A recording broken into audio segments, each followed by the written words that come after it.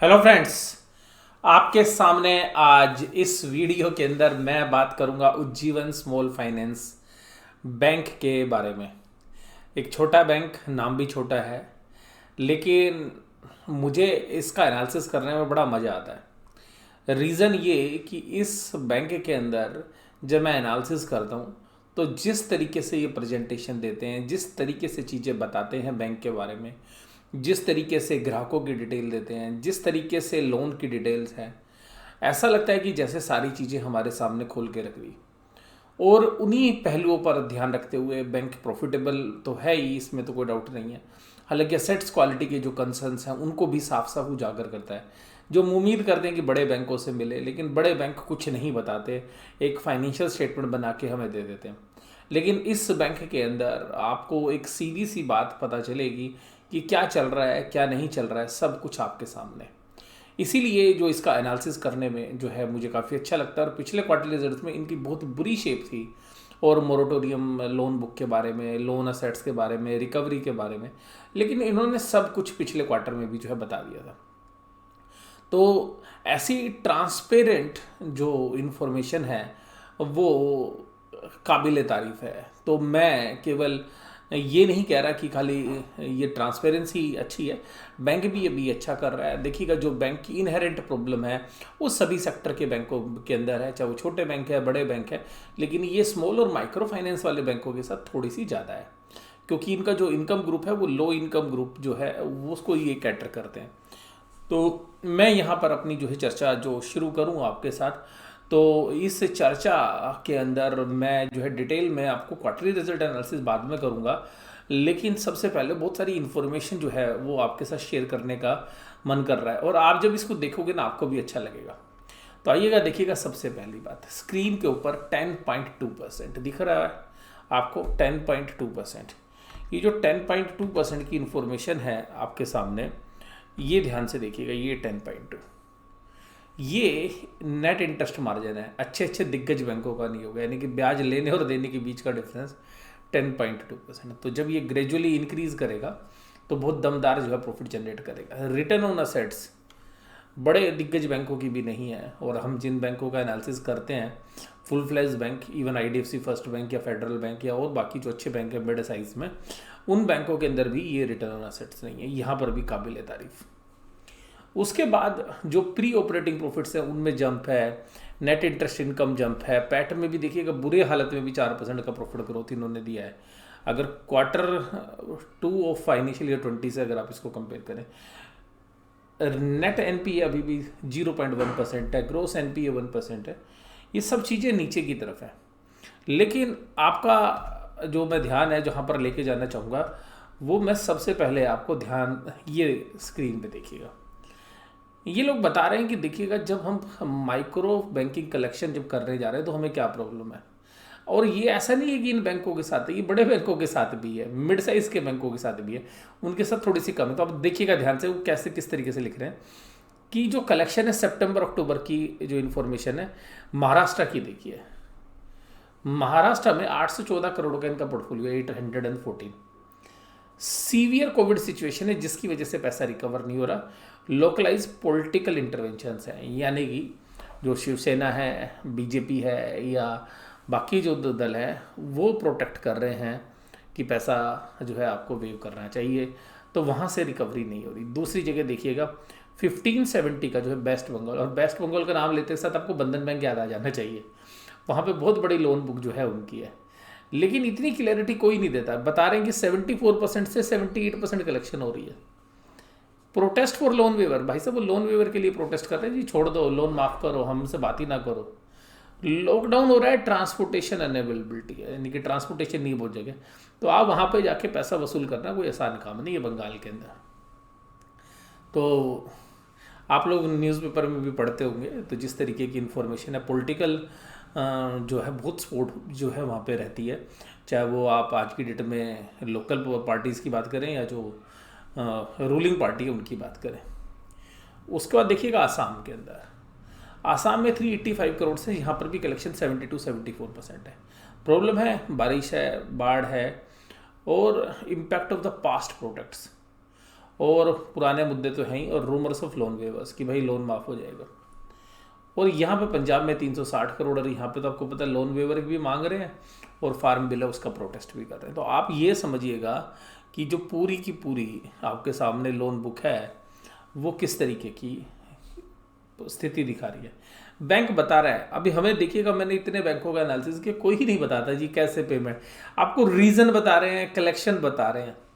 और ये छोड़िए, अभी आपको जो नेक्स्ट चीज़ दिखाऊंगा वो देखिएगा, आपको डिटेल में सारे लोनों की सिचुएशन बता रहे हैं।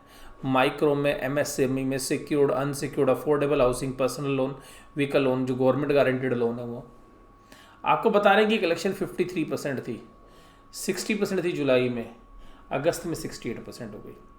एमएससी में सिक्योर्ड में, जहाँ पे सिक्योरिटी इनको मिली है 57%, 64% और 64%। यानी कि आप हालत समझिए, जिन लोगों ने सामान गिरवी रख रखा है, चीज़ें दे रखी हैं, वहाँ पर भी आपको रिकवरी अगस्त तक 64% थी। अनसिक्योर्ड लोन में तो बहुत बुरा हाल था, 30%, 48%, 44%। मैं पहले इन तीनों की बात करता हूँ। अब यहाँ देखिएगा, अब ये रिकवरी माइक्रो बैंकिंग के अंदर 83 हो गई सितंबर में, अक्टूबर में 88 हो गई। एमएससी में सिक्योर्ड में 81 हो गया, सिक्योर्ड में 86, यानी कि अभी भी 14% रिकवरी नहीं हो रही है। और अनसिक्योर्ड में तो देखिएगा अभी भी 67% पे। तो आप बताइए कि क्या बैंकों को अपना शेयर खुद गिराना है? लेकिन देखिएगा, इसको बोलते हैं ट्रांसपेरेंसी। ऐसी इन्फॉर्मेशन हमें किसी भी बैंक से जो है नहीं मिलती है जितनी इन्फॉर्मेशन ये हमारे को दे रहे हैं। यानी कि आपको सब कुछ आपको बता दिया, भाई साहब ये हमारी स्थिति है।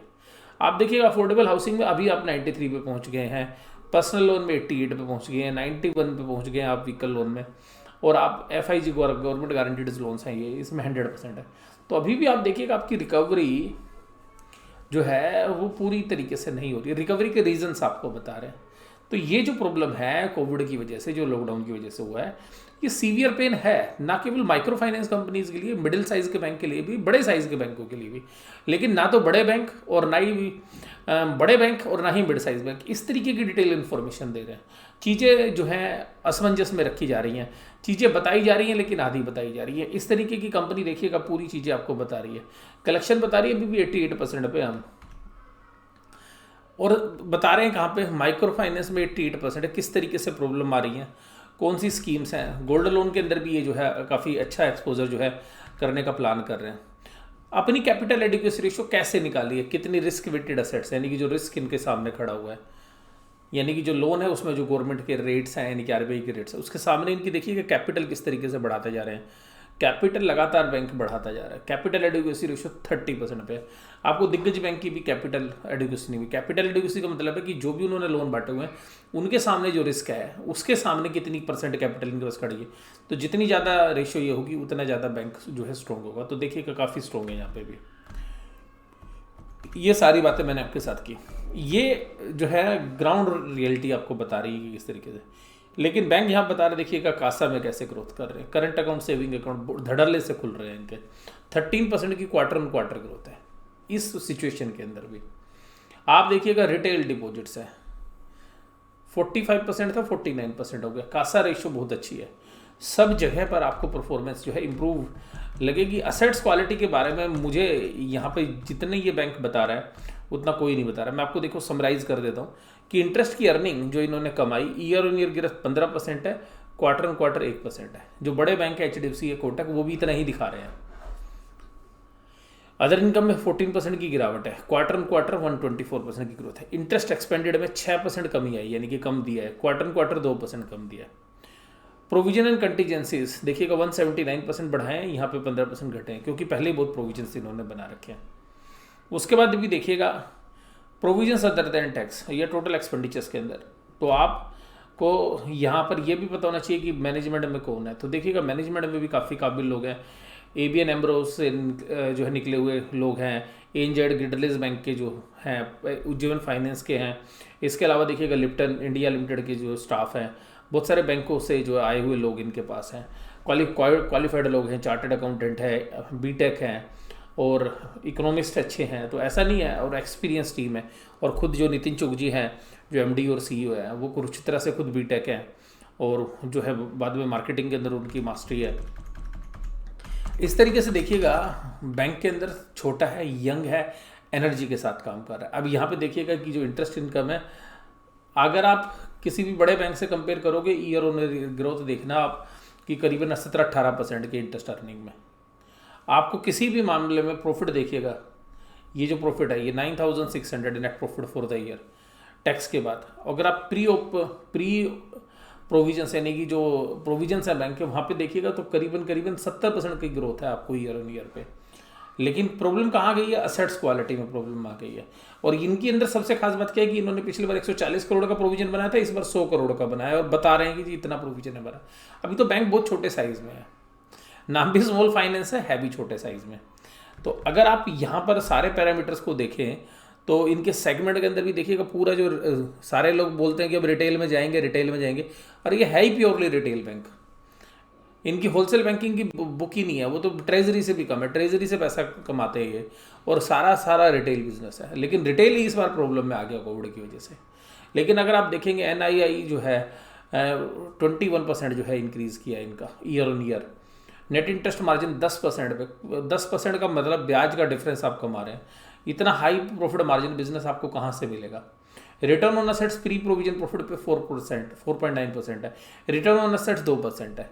बस ध्यान रखिएगा, ये बैंक अगर ये नॉन परफॉर्मिंग असेट्स का अगले 6 महीने का झटका अच्छे से झेल गया, अगले क्वार्टर रिजल्ट्स को मैं बहुत क्लोजली वॉच करूंगा कि वहाँ क्या परफॉर्मेंस आती है, और अगर वहाँ पर इसकी परफॉर्मेंस ठीक होती है तो ये शेयर जो है ग्रोथ पर्पज से है, थोड़ा बहुत जो है खरीदा जा सकता है। बहुत बड़ी मात्रा में नहीं, क्योंकि रिस्क छोटा बैंक है, अभी रिस्क तो है इसके अंदर। लेकिन जिस तरीके से इसका बिजनेस मॉडल इंप्रूव हो रहा है, कैपिटल एडिक्वेसी अच्छो है, और ये जो अभी इन्होंने पूरी डिटेल जिस तरीके से देते हैं, जिस तरीके से प्रेजेंटेशन देते हैं, उन सभी पैमाने पर अगर हम देखें तो बैंक प्रॉफिटेबल है। एक असेट्स क्वालिटी का रिस्क आपके सामने है, और वो देखिए सारे बैंकों के पास है, और इन्होंने साफ साफ बता दिया है, तो वो थोड़ा सा ज़्यादा लगता है कि यार इन्होंने इतना। लेकिन अगर यही चीज़ देखोगे तो ये मोर और लेस सारी माइक्रो फाइनेंस कंपनीज के ऊपर अप्लाई हो रहा है। ये बंधन बैंक पे भी अप्लाई हो रहा है, क्योंकि बंधन बैंक का भी सिमिलर पोर्टफोलियो है, वो भी पहले माइक्रो फाइनेंस के बिजनेस के अंदर था, और कुछ हद तक IDFC फर्स्ट बैंक पे भी अप्लाई हो रहा है। बाकी जो HDFC, कोटक के bank, ICICI bank, axis bank में भी जो लोन बुक है, जो रिटेल लोन बुक है, उनके साथ भी सिमिलर प्रॉब्लम है। लेकिन क्या है कि उनके पास जो डिस्क्लोजर है वो इनसे कम है, तो लोगों को चीज़ें पूरी पता नहीं चल रही हैं, और ये सारी चीज़ें जो है बता रहे हैं। और इसी वजह से आपको देखिएगा शेयर अभी वैसे भी छोटा शेयर है, 10 रुपये की फेस वैल्यू वाला शेयर है, लेकिन अभी आपको 30 रुपये के आसपास शायद इसका शेयर प्राइस होगा, इसी के आसपास जो है घूमता रहता है। तो ये जो पूरा एनालिसिस मैंने आज आपके साथ किया, ये रिजल्ट से ज़्यादा इसका जो बिहेवियरल साइंस है मैनेजमेंट की, मैंने उसके ऊपर बात की कि मैनेजमेंट किस तरीके से डिपॉजिटर के बारे में, शोल्डर्स के बारे में कंसर्न है। हालांकि दब के प्रॉफिट कमाते हैं, ब्याज अच्छा लेते हैं, इसमें कोई डाउट नहीं, क्योंकि छोटे लोन देते हैं, बहुत बड़ा पोर्शन अनसिक्योर्ड लोन का है। तो ये बात आपको ध्यान रखनी चाहिए निवेश करते वक्त। तो ये हीरो और जीरो टाइप के जो स्टॉक्स होते हैं उसमें है, अगर चल गया तो चांद पे, नहीं चला तो शाम तक। तो ये ध्यान रखिएगा कि हाई रिस्क हाई रिटर्न वाला ये शेयर है जिस शेयर की मैं बात कर रहा हूँ। और अगला क्वार्टर रिजल्ट्स आने के बाद जो है और जो है पिक्चर क्लियर हो सकती है, और अगर एक बार ये चल गया तो बहुत अच्छे जो है रिटर्न्स की जो है संभावना बनती है। और इसकी जो होल्डिंग कंपनी है उज्जीवन फाइनेंशियल सर्विसेज, वो इसके अलावा कुछ और बिजनेसेस भी करती है, उनके अलग लैंडिंग बिजनेस भी है। तो आप का जो है एक्सपोजर हो सकता है उन कंपनीज़ के अंदर। मेरा कोई एक्सपोजर इस कंपनी के अंदर नहीं है किसी भी तरीके से, डायरेक्टली इनडायरेक्टली। आपको ये एनालिसिस कैसा लगा जो है आप मुझे ज़रूर से ज़रूर बताइए कमेंट के अंदर, और दिल खोल के आपके साथ एनालिसिस किया है। एनालिसिस से ज़्यादा मैंने इसके बिहेवियर या व्यवहार के बारे में ज़्यादा आपसे बात की। आपको ये एनालिसिस कैसा लगा ज़रूर से ज़रूर आप मुझे कमेंट बॉक्स में बताइएगा। वीडियो इसी तरीके से देखते रहिएगा। वीडियो देखने के लिए धन्यवाद। Thank you very much.